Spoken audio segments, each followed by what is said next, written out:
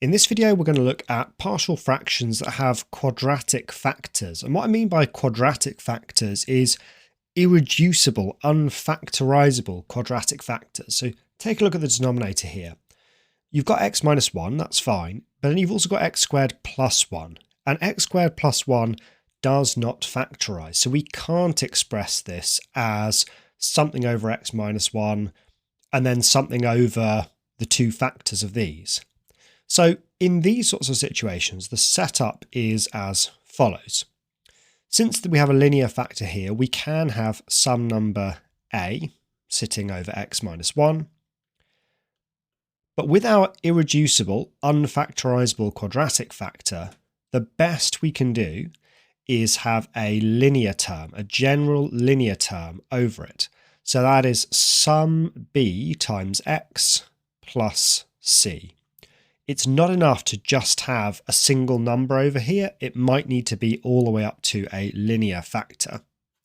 So there's the setup. Let's do what we normally do, which is add these two together and then see what we can do. So we're going to get a multiplied by x squared plus 1 plus, and now it's our bx plus c multiplied by x minus 1. And all of that sits over the common denominator, which now matches the left-hand side of x minus 1, x squared plus 1. So now we can compare these numerators. So we know that 5x squared minus 4x plus 7 must be identical to this stuff over here. So a x squared plus 1 plus the rest.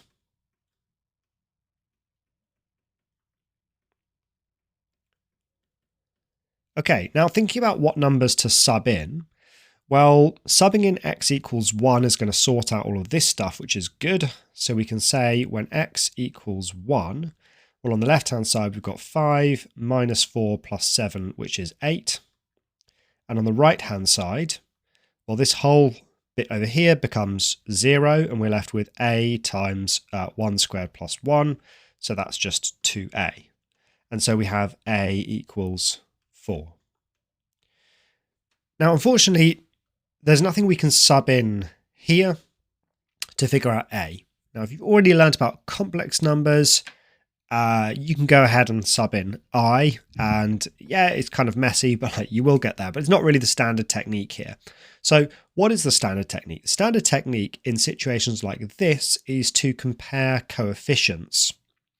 So here's how that works. It can be useful to do a little bit of expanding over here first. So I'm going to go ahead and do that. On that right-hand side, we could in fact expand the whole thing if we wanted. Ax squared plus a. I know we know what a is now, but I'll come to that in a moment. If I expand this over here, I get b times x, so bx squared, plus bx times minus 1, so minus bx. Then I get plus cx minus c. So now it's time to compare coefficients. You can compare the coefficients of anything you want and it will work. So here's what that looks like. Let's start by comparing coefficients of x squared. We can say that on the left-hand side, the coefficient of x squared is 5. And on the right-hand side, the coefficient of x squared is a plus b. So that tells me that a plus b must equal 5.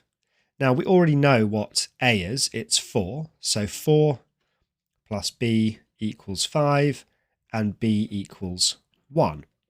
And now we can do the same thing with anything else we like, to be honest. So we could compare the coefficient of x. We could compare the coefficient of the constant. It doesn't really matter. Let's go with the constant. The constant over here is 7. And the constant on the other side is a minus c. So that tells me that a minus c must equal 7. And once again, we already know what a is. So we've got 4 minus c equals 7. And we're going to get that c is minus 3. So I now have my solution. I know that a is 4. So we end up with 4 over x minus 1 plus, and then it's bx, so 1x plus c, so minus 3, all over x squared plus 1. And we have split our function there into partial fractions, despite us having an irreducible quadratic factor in the denominator. Okay, let's have a look at another example, and if you think you understood the previous one, then definitely just pause this and have a go yourself. Okay, so this is going to get split up into a constant over our linear factor, and then a general linear term, bx plus c, over our unfactorizable quadratic factor, 2x squared plus 3. So let's multiply this out, and I'm just going to write the numerators here because we know the denominators will be common. So a times 2x squared plus 3 plus bx plus c times x plus 4. And that should be identical to 9x plus 1. So good term to sub in here would be x equals minus 4. So when x equals minus 4, I get a left-hand side of 9 times minus 4, that's minus 36, plus 1 is minus 35. And then over here, well, all of this reduces to 0. I've got 2 times negative 4 squared, 2 times 16 is 32, plus 3 is 35. Okay, we get nice numbers, that's good. So we get a equals minus 1. Now let's do our comparing coefficients. So it can be useful to expand this, so let's do that. So we have 2a x squared. By the way, you could actually incorporate the fact that a is minus 1 here. You know what, let's actually do that because it doesn't really matter sort of whether you find it easier to do that now or later, it doesn't really matter. But let's do it. Now we know that a is minus 1, so I have minus 2 x squared minus 3. Expanding the brackets now, I get bx squared plus 4bx plus cx plus 4c. So we really can compare any coefficients we like. I suppose I might just look through and see that I've got b in the x term, b and c in the x term, so maybe that's one to avoid, but only because it makes it a little bit more work. Let's compare the x squared coefficients. Well, on the left-hand side, it's 0. There are no x squares on the left. On the right, we've got minus 2 and b.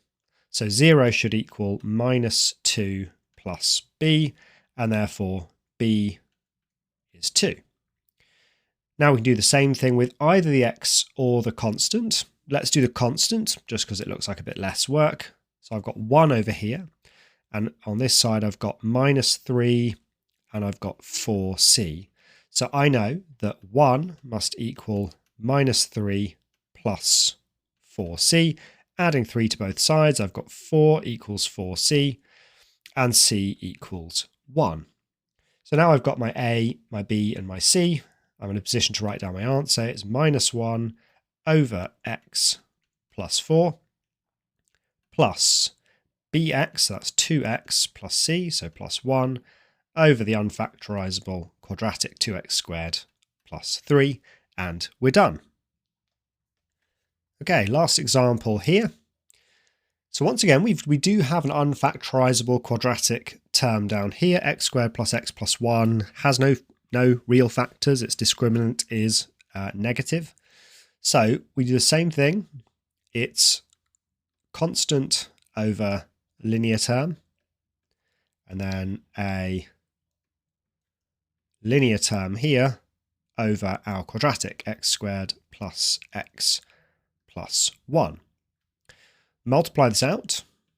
Just thinking about the denominators, it's a times x squared plus x plus 1 plus bx plus c multiplied by 2x minus 5. All of that should be identical to 2x squared plus 8x minus 13. We can sub in x equals 2.5. That's going to make that term 0. So subbing in x equals 2.5. On the left-hand side, it's 2 times 2.5 squared plus 8 times 2.5 minus 13. I'm obviously doing that on the calculator. and we get 19.5. And we sub in 2.5 over here, and it's a multiplied by, well, 2.5 squared plus 2.5 plus 1 is 9.75. Divide both sides by 9.75, and we get a is equal to 2. Okay, there's nothing useful really we could sub in here. Well, I mean, actually, I say that. You could always choose to, for example, sub in x equals 0. So you know what, let's actually do that. You know, based on the previous example, that we could just compare coefficients, and we will do that in a moment. But just to show you, if you sub in x equals 0, can be a little kind of shortcut here.